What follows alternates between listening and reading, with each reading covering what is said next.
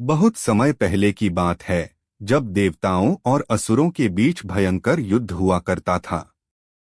एक बार असुरों ने देवताओं पर इतना प्रचंड आक्रमण किया कि देवराज इंद्र और उनकी सेना संकट में पड़ गई।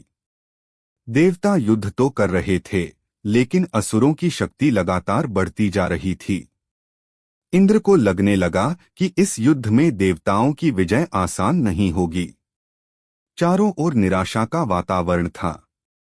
तभी देवराज इंद्र अपनी पत्नी शची के पास पहुंचे और अपनी चिंता बताई। शची ने अपने पति की परेशानी सुनी और भगवान विष्णु की शरण ली। मान्यता के अनुसार भगवान विष्णु की कृपा से शची ने एक पवित्र रक्षा सूत्र प्राप्त किया और उसे मंत्रों से अभिमंत्रित करके इंद्र की कलाई पर बांधा। कहा जाता है कि उस रक्षा सूत्र ने इंद्र के आत्मविश्वास और शक्ति को बढ़ाया और अंततः देवताओं ने असुरों पर विजय प्राप्त की। इसी कथा को रक्षा सूत्र या राखी की प्राचीन परंपरा से जोड़ा जाता है। लेकिन रक्षा बंधन की कथा केवल देवराज इंद्र तक सीमित नहीं है। हिंदू परंपरा में भगवान श्री कृष्ण और द्रौपदी की कथा भी राखी के भाव को समझाने वाली सबसे प्रसिद्ध कथाओं में से एक है। महाभारत के समय एक अवसर पर भगवान कृष्ण की उंगली में चोट लग गई और उससे रक्त बहने लगा। द्रौपदी ने जब यह देखा तो उन्होंने बिना कुछ सोचे अपनी साड़ी का एक टुकड़ा फाड़कर कृष्ण की उंगली पर बांध दिया। वह कपड़ा छोटा था, लेकिन उसमें द्रौपदी की सच्ची भावना और अपनापन बहुत बड़ा था। श्री कृष्ण ने उस प्रेम को स्वीकार किया और मन ही मन द्रौपदी की रक्षा का वचन लिया। आगे चलकर जब द्रौपदी को कौरवों की सभा में अपमानित किया गया, तब भगवान कृष्ण ने उनकी लाज बचाई।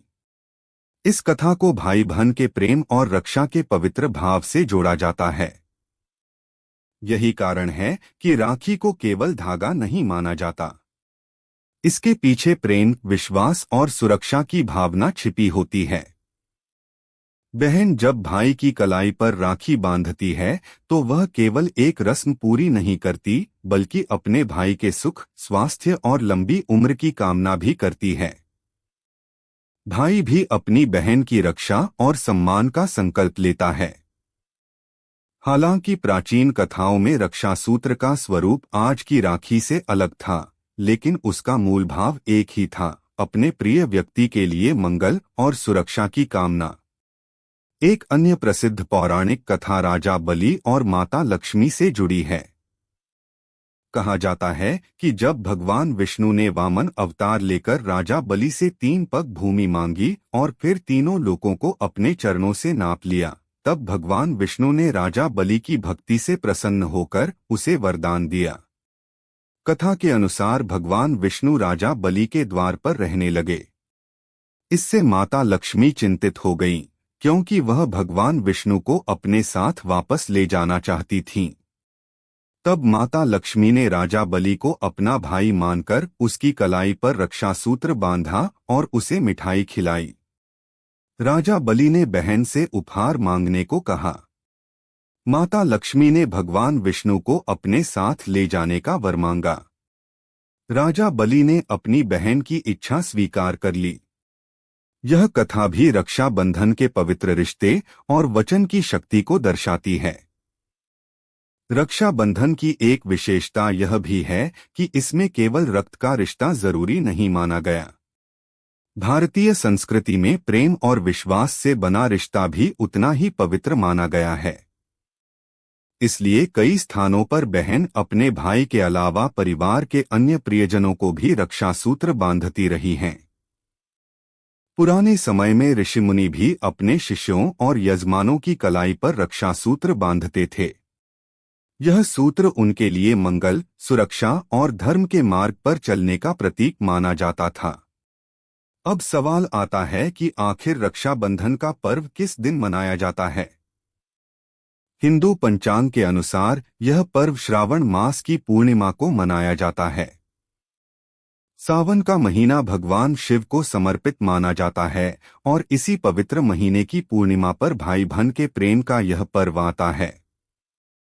इस दिन घर में विशेष पूजा की जाती है। बहन अपने भाई के माथे पर तिलक लगाती है, आरती उतारती है और उसकी कलाई पर राखी बांधती है। इसके बाद भाई अपनी बहन को उपहार देता है और उसकी रक्षा तथा सम्मान का संकल्प करता है।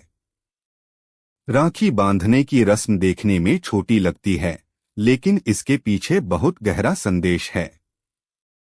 जीवन में चाहे कितनी भी परेशानियां आएं, भाई और बहन को एक दूसरे का साथ नहीं छोड़ना चाहिए।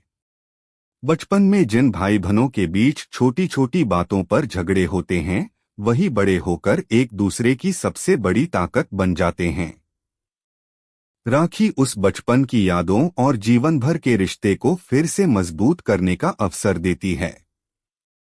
कहा जाता है कि जब बहन भाई की कलाई पर राखी बांधती है तो वह भगवान से प्रार्थना करती है कि उसका भाई हमेशा सुरक्षित रहे। लेकिन इस रिश्ते में केवल भाई का दायित्व नहीं होता।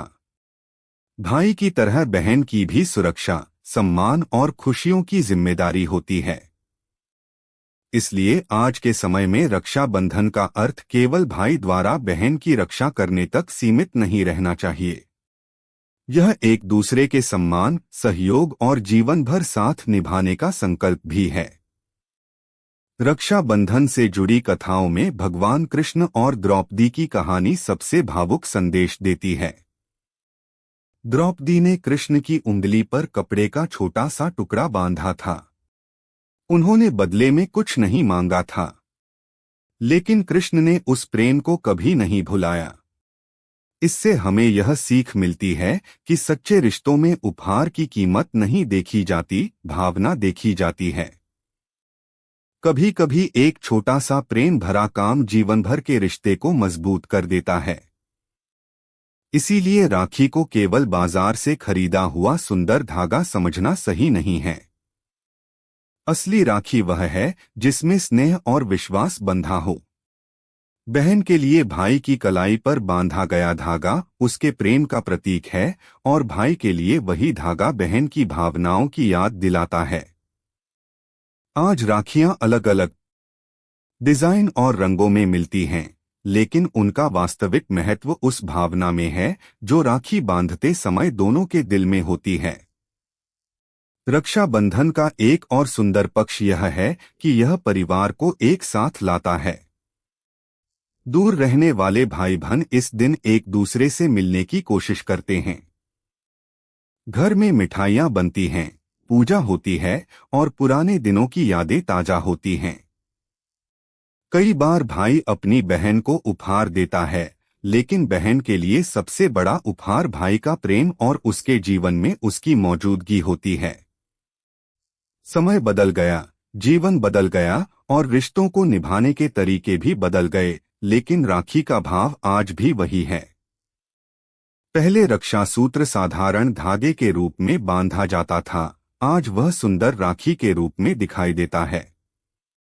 पहले संदेश मौखिक रूप से दिया जाता था, आज वीडियो कॉल और संदेशों के माध्यम से भाई बहन एक दूसरे को शुभकामनाएं देते हैं।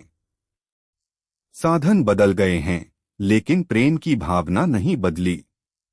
अगर इन सभी कथाओं को एक साथ देखा जाए तो एक बात स्पष्ट होती है, रक्षाबंधन केवल भाई बहन का त्योहार नहीं, बल्कि विश्वास और जिम्मेदारी का पर्व है।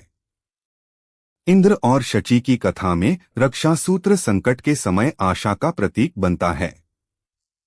कृष्ण और द्रौपदी की कथा में यह निस्वार्थ प्रेम का प्रतीक दिखाई देता है। राजा बलि और माता लक्ष्मी की कथा में यह वचन और अपनापन दिखाता है। अलग अलग कथाओं के बावजूद सभी में एक ही भावना दिखाई देती है, जिससे प्रेम करो, उसके सुख और सुरक्षा की कामना करो। तो आखिर पहली राखी किसने बांधी थी? इसका एक निश्चित ऐतिहासिक उत्तर देना कठिन है, क्योंकि रक्षासूत्र की परंपरा से जुड़ी कई अलग अलग पौराणिक कथाएं मिलती हैं। कहीं शची द्वारा इंद्र को रक्षासूत्र बांधने की कथा आती है, कहीं कृष्ण और द्रौपदी की कथा प्रसिद्ध है, तो कहीं माता लक्ष्मी और राजा बलि की कथा सुनाई जाती है। इसलिए यह कहना अधिक उचित है कि राखी की परंपरा का विकास अनेक धार्मिक और सांस्कृतिक कथाओं के साथ हुआ, न कि केवल एक घटना से। और शायद यही रक्षाबंधन की सबसे खूबसूरत बात है। राखी एक धागा जरूर है, लेकिन जब उसमें प्रेम जुड़ जाता है तो वह रिश्ते की डोर बन जाता है। यह हमें याद दिलाता है कि जीवन में धन दौलत और सफलता से ज्यादा जरूरी अपने रिश्तों को संभालना है। इस रक्षाबंधन पर जब बहन अपने भाई की कलाई पर राखी बांधे तो केवल एक रस्म पूरी न करे, बल्कि दिल से कहे, हमारा रिश्ता हमेशा प्रेम और विश्वास से जुड़ा रहे। और भाई भी केवल उपहार देने के बजाय यह संकल्प ले कि वह अपनी बहन का हमेशा सम्मान करेगा और हर सुख दुख में उसका साथ देगा। यही रक्षाबंधन का असली अर्थ है और यही इस पवित्र पर्व की सबसे सुंदर सीख है।